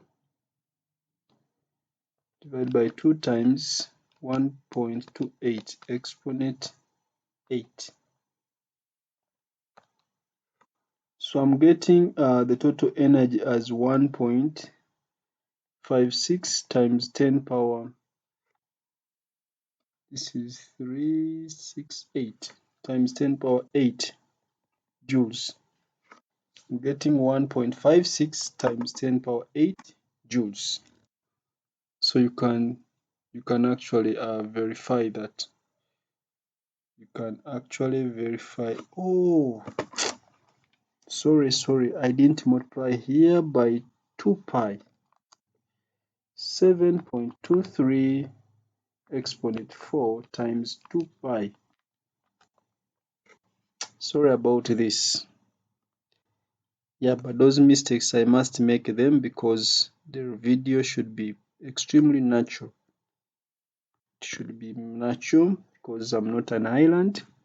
So this is 4.554 times 10 power 5 seconds. Okay, next part C. Part C, we are almost getting done. What would happen if the satellite's speed were halved while it is in orbit? That is part C. What would happen if the satellite's speed were halved while it is in orbit? What would happen if the satellite's speed were halved while in orbit? Let's first consider it when it is in orbit. Note that when it is in orbit, the gravitational force is equal to the centripetal force. So the expression for the speed will be v squared is equal to gm, mass of the Earth, I'll call it me, divided by r when it is in orbit. Then when the speed is halved, what does that mean? Speed becomes half of this. The speed is going to be half of that. Therefore, if the speed is halved, then should I call this V naught?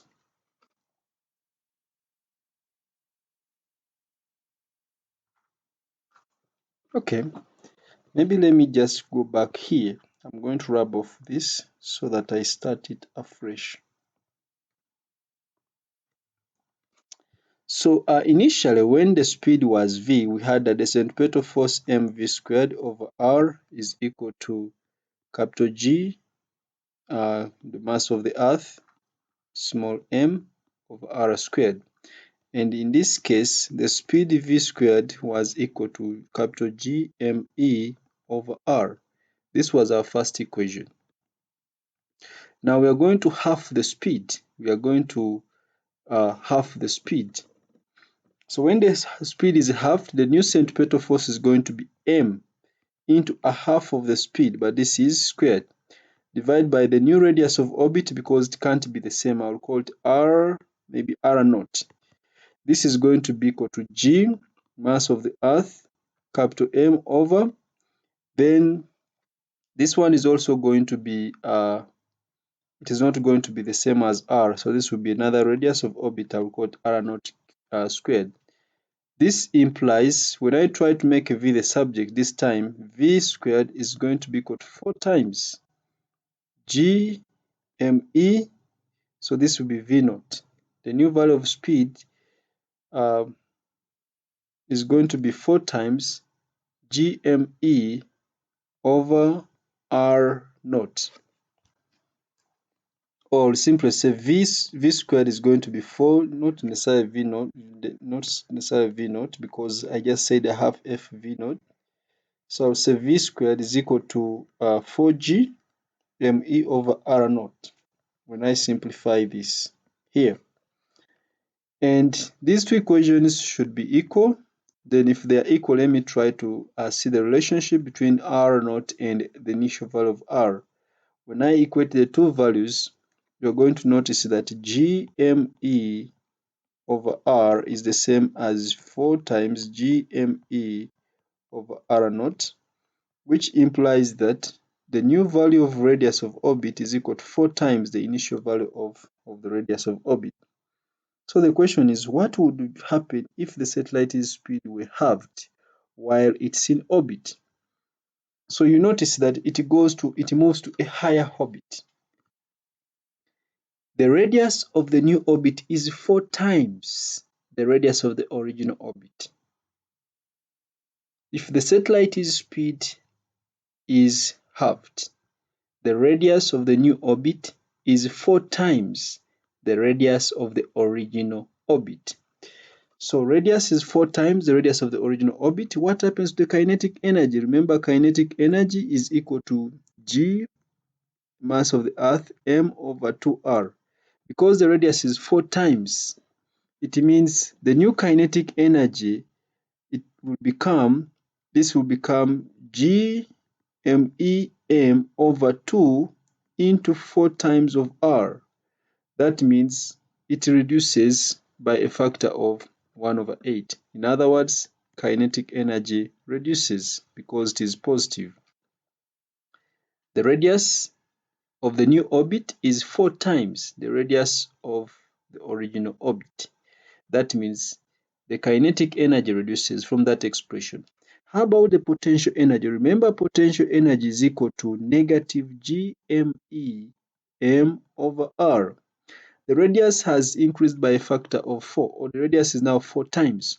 When this becomes bigger, this magnitude becomes smaller, but because it's a negative, it has increased because a smaller negative number is bigger than a big negative number. I said negative 10 is smaller than negative 2. When this increases, this magnitude becomes smaller. But because of the negative, it has increased. So we are saying potential energy increases. Potential energy increases. When the speed is halved, kinetic energy reduces, but potential energy increases because it actually moves to a higher orbit. How about mechanical energy or total energy? Mechanical energy is negative G MEM over 2R. When this becomes bigger, the radius increases because it is now 4 times the original. When this increases, this magnitude becomes smaller, but because of the negative, we say the the mechanical energy also increases. That is simple logic. Going back here, kinetic energy reduces because it is a positive. When this becomes bigger, the total value becomes smaller. Since it is a positive, we say in general kinetic energy reduces. For potential energy, when the radius increases, the magnitude becomes smaller, but a smaller negative number is higher, so potential energy increases. Similarly, mechanical energy increases. Example number 4. Perhaps it could be the last example. Under gravitation. Example number 4. A rocket is launched from the Earth's surface A rocket is launched from the Earth's surface with a velocity v. If h is the maximum height above the Earth's surface, it would show that h is v squared re over 2g re minus v squared, where r is the radius of the Earth. Let me start this by a simple sketch. Let this be the Earth, whose radius is re.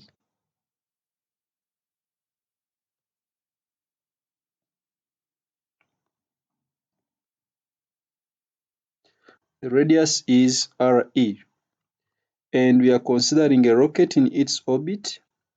Let the mass of the rocket be m, and it is in its orbit at a distance from the center, which I'm going to call the radius of the Earth, the radius of orbit, which is going to be the radius of the Earth plus h.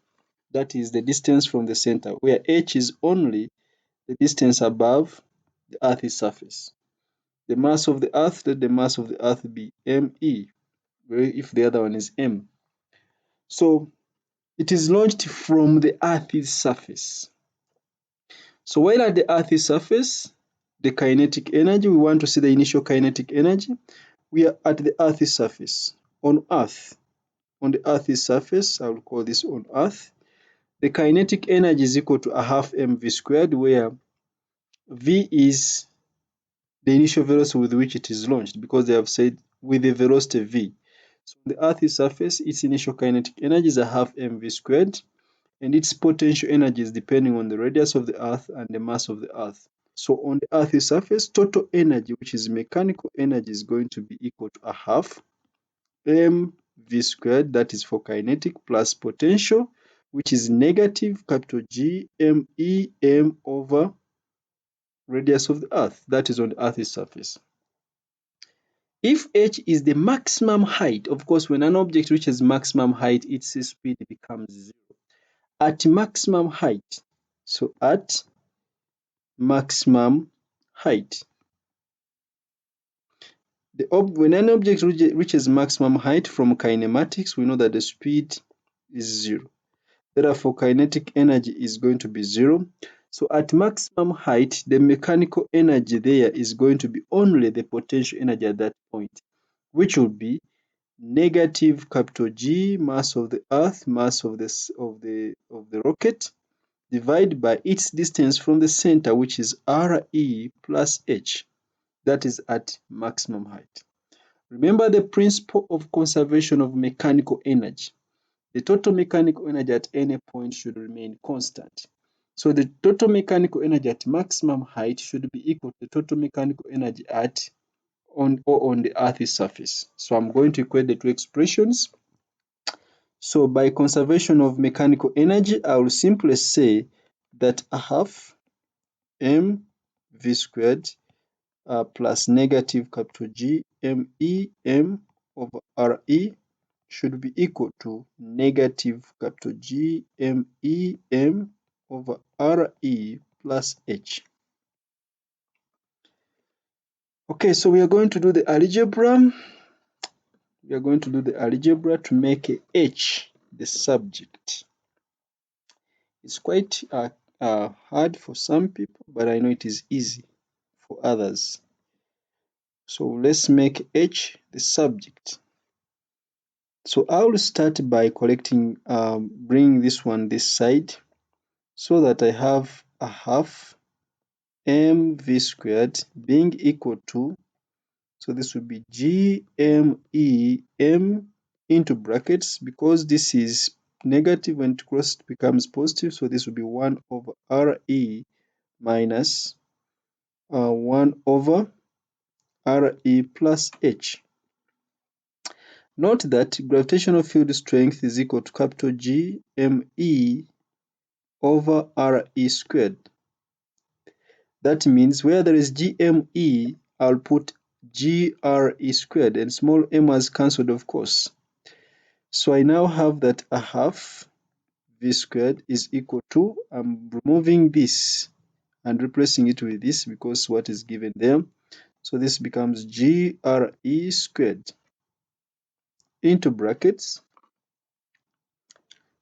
In the brackets, I'm finding the LCM. The LCM is, I multiply this by that one.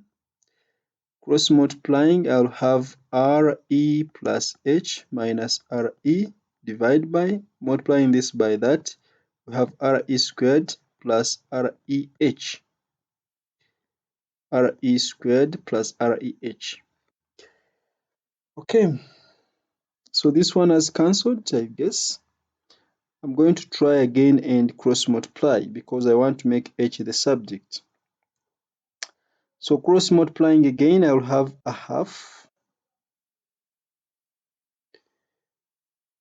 Or I can bring the 2 here. I want to reduce the algebra. So I will have V squared into RE squared plus REH being equal to twice GRE squared times H. So I want something which has H so that I collect them together.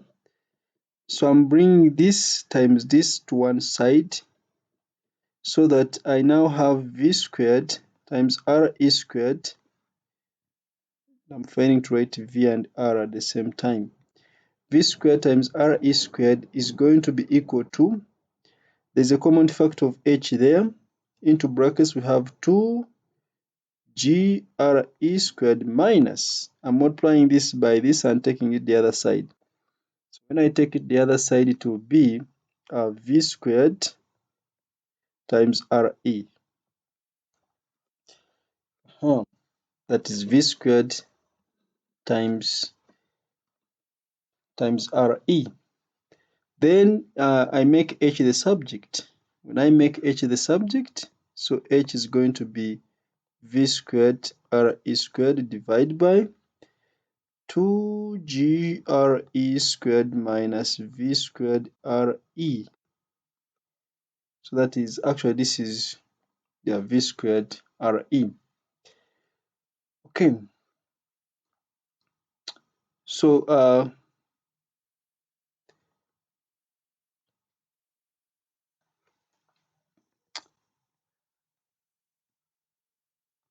so we are almost there. We are almost there. Let me change the color so that things are seen. So there is a common factor of RE in the numerator and in the denominator.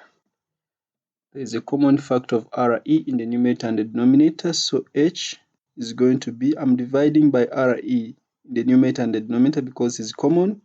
Or I will say V squared RE into brackets RE divided by, in the denominator I have 2G RE minus V squared. I have factored out RE, so RE has cancelled. So H is going to be simply V squared RE divided by 2GRE minus V squared. Of course, this is not a Cambridge equation. It is just for your own consumption. That's why you see there is a lot of algebra. I know most of you are very poor at mathematics and uh, you may think this is the end of life. But this makes you confident with playing around with letters and you'll arrive at that expression. So I think we now qualify for the last self-check number 6. It is actually a continuation of the previous examples. The Earth has a mass of that, and its radius is that. Find the change in gravitational potential energy of a meteorite of that as it moves from an infinite distance to the Earth's surface. The meteorite starts from rest. With what speed does it hit the Earth? A satellite moves in a circular orbit of radius r about a planet of mass m. Show that r cubed is equal to gmt squared over 4 pi squared, where g is the universal gravitation. Venus is at an average distance of 1.0 times 10 power 8, 1.08 times 10 power 8 kilometers from the Sun. Estimate the length of the Venusian year using the fact that the Earth is 1.49 times 10 power 6 kilometers from the Sun. So Venus and the Sun are orbiting the same center, so you just use T squared is equal to a constant times R cubed, where the constant will cancel. Calculate the force between two bowling balls, each having a mass of 8 kilograms when they are 0.5 meters apart. At the surface of a certain planet, the gravitational acceleration g has a magnitude of 2.0 meters per second. A 4.0 kilogram brass ball is transported to this planet. Give the mass of the brass ball on the Earth and on the planet. Give the weight of the brass ball on the Earth and on the planet. So what is different here is the value of g that you need to find. For the planet, it is given. For the Earth, it is also known. So you now compare the mass and the planet. Lastly,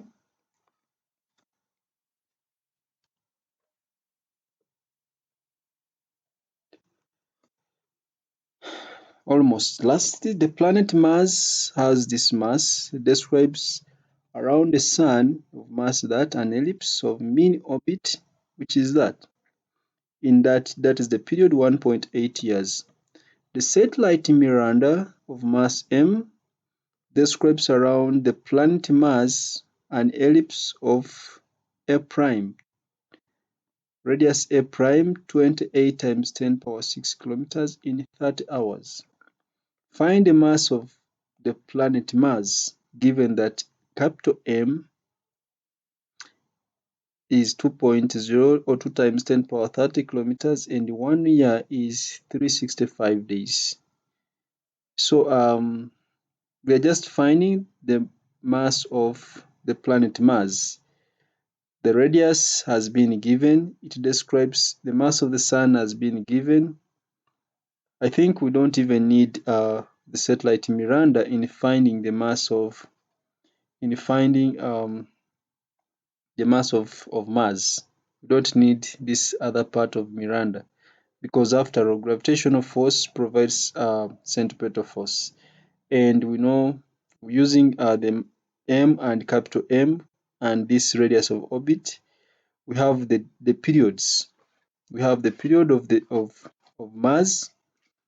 We have the mass of the Sun. I don't think the part of Miranda is very important. Then number 11, a radio astronomy research satellite of mass 200 kilograms circles the Earth in an orbit of this radius, where r is the radius of the Earth. If the gravitational pull on a mass of 1 kilogram of the Earth is this, that is small g, force per unit mass. The pull on 1 kilogram is 10 newtons, so g is 10 newtons per kilogram. Calculate the pull on the satellite. So that is number 11. Number 12, a satellite of mass 66 kilograms in orbit around the Earth at a distance of 5.77 r above the Earth's surface, where r is the radius of the Earth. If the gravitational field strength at Earth's surface is 9.8, calculate the centripetal force acting on the satellite. Assume that the Earth's radius is 6,400 kilometers. Calculate the period of the satellite in its orbit. So you just verify those answers. Last but not least, number 13. You will need the data for the mass and radius of the Earth and the Moon from the table below to answer this question. Determine the gravitational potential at the surface of the Earth. Determine the gravitational potential at the surface of the Moon. Which has the shallower potential well? That is, which one has the deeper potential? Which one has a shallower potential well, a smaller potential well? The Earth or the Moon? Of course, this one is easy. It is actually the Moon because the Earth is more massive. Draw a diagram similar to the figure. This one I don't think you need it. Draw a diagram. I think we saw this in one of the pages. But draw a diagram to show the potential wells. Draw a diagram to show the potential wells of the Earth and the Moon. draw a diagram to show the potential wells of the Earth and the Moon. I think that one I can draw it. Potential is negative, so this will be below the x-axis. So let this be the Earth here, and somewhere here I will have the Moon, which is smaller than the Earth. So as you move out from the Earth's surface, the potential decreases. Before you reach the Moon,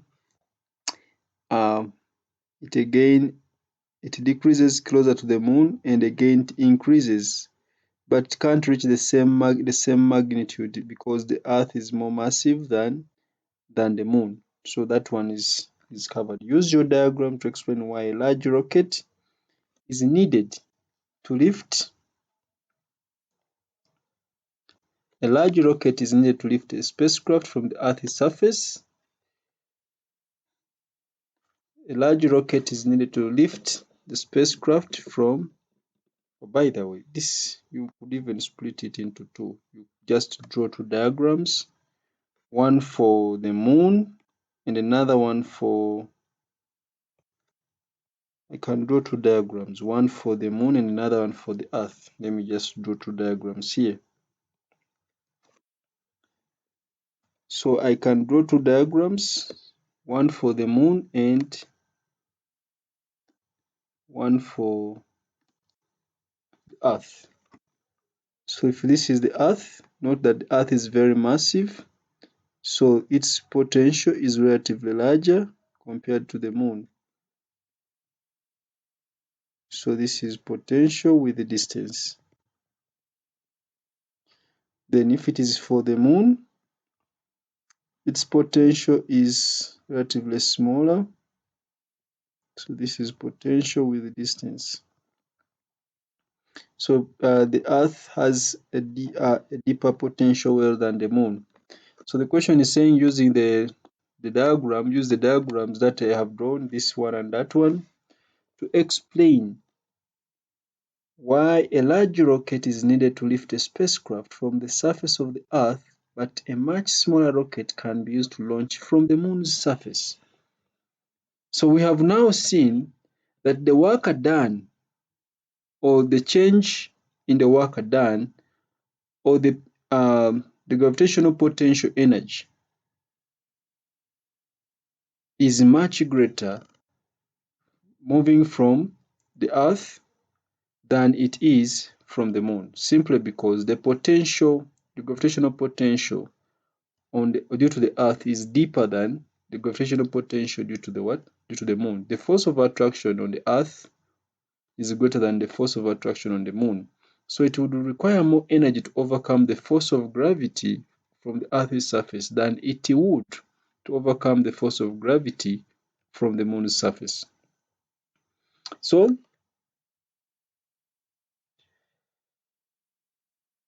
considering the gravitational potential on the surface of the Earth and the gravitational potential on the surface of the Moon, you realize that the energy needed for each kilogram initially on the Moon's surface to escape from its field is smaller than the energy needed for each kilogram on the surface of the Earth to escape from its field. So the rocket does not need to carry so much fuel if it is on the Moon than it would if it is on the Earth's surface. Because we have said the gravitational field strength on the Earth is stronger, the energy required to move each kilogram of the object from the Earth's surface to infinity is greater, or is much greater than that required at the Moon's surface. And I think that would mark the end of gravitation. Next, we shall be seeing actually past paper questions, solve past paper questions, and that will be a good conclusion and summing up of gravitation. Thank you and have a blessed night.